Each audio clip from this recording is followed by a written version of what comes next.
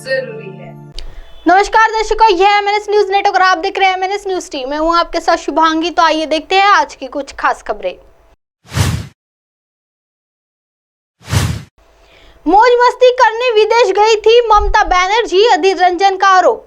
कांग्रेस नेता अधीर रंजन चौधरी ने पश्चिम बंगाल की सीएम ममता बनर्जी की हालिया स्पेन यात्रा पर सवाल खड़े किए हैं। उन्होंने कहा कि मुख्यमंत्री स्पेन के एक होटल में रुकी जिसका प्रतिदिन किराया 3 लाख रुपए है।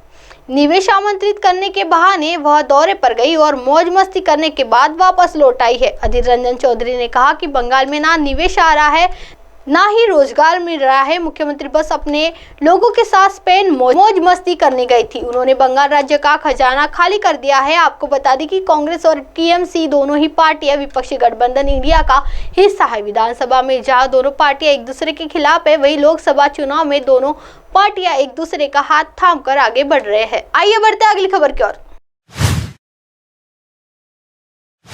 महिला आरक्षण बिल को लेकर विपक्ष पर पीएम मोदी का हमला, पीड़ा दाई शरद पवार। राष्ट्रवादी कांग्रेस पार्टी के प्रमुख शरद पवार ने मंगलवार को कहा कि महिला आरक्षण विधेयक को लेकर प्रधानमंत्री नरेंद्र मोदी द्वारा विपक्ष पर की गई टिप्पणी पीड़ादायी है। उन्होंने कहा कि कांग्रेस के शासनकाल के दौरान कई महिला केंद्रित निर्णय के लिए गई है। राष्ट्रवादी कांग्रेस पार्टी के संस्थापक ने कहा, यह संवाददाता सम्मेलन को संबोधित करते हुए यह बात कही। उन्होंने महाराष्ट्र के मुख्यमंत्री और रक्षा मंत्री के रूप में अपने द्वारा लिए गए कई महिला केंद्रित निर्णयों का भी उल्लेख किया।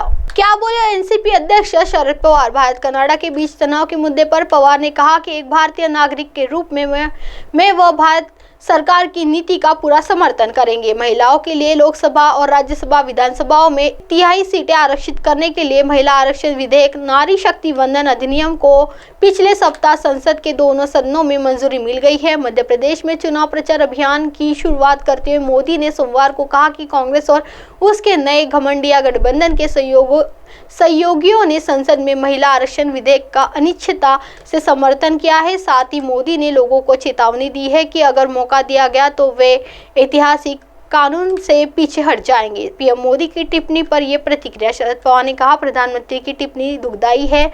हमने पूरे दिल से विधेयक का समर्थन किया है। उन्होंने कहा कि लोकसभा में 2 संसदीय सदस्यों को छोड़कर किसी अन्य महिला आरक्षण विधेयक का विरोध नहीं किया और कुछ राजनीतिक दलों ने सुझाव दिया था कि जब व्यापक स्तर पर कोई निर्णय लिया जाए तो उससे अन्य पिछड़ा वर्ग को भी शामिल किया जाना चाहिए। उन्होंने कहा कि 24 जून 1994 को महाराष्ट्र में उनके नेतृत्व वाली सरकार ने एक महिला नीति पेश की थी जो देश में इस तरह की पहली नीति थी और महाराष्ट्र देश का पहला ऐसा राज्य था जहां महिला आयोग और एक अलग महिला और बाल कल्याण विभाग का गठन किया गया था। एनसीपी प्रमुख ने कहा, नौसेना, थल सेना, वायुसेना में महिलाओं की भागीदारी हो या उनका आरक्षण, यह सब तब किया गया जब कांग्रेस सत्ता में थी। दुर्भाग्य से ऐसा प्रतीत होता है कि किसी ने भी प्रधानमंत्री को इसके बारे में जानकारी नहीं दी, इसलिए उन्होंने ऐसी टिप्पणी की। अहमदाबाद में उद्योगपति गौतम अडानी के साथ उनकी मुलाकात को लेकर पूछे गए सवाल के जवाब में पवार ने कहा कि वह बारामती के एक व्यवसायिक औद्योगिक इकाई का उद्घाटन करने गए थे। उन्होंने कहा कि अडानी सांसद सानंद औद्योगिक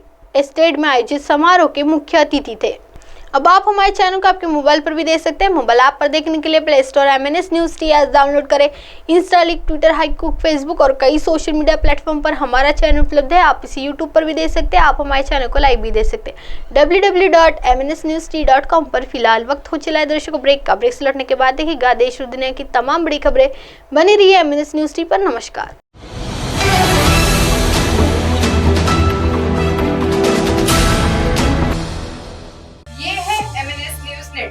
और आप देख रहे हैं एमएनएस न्यूज।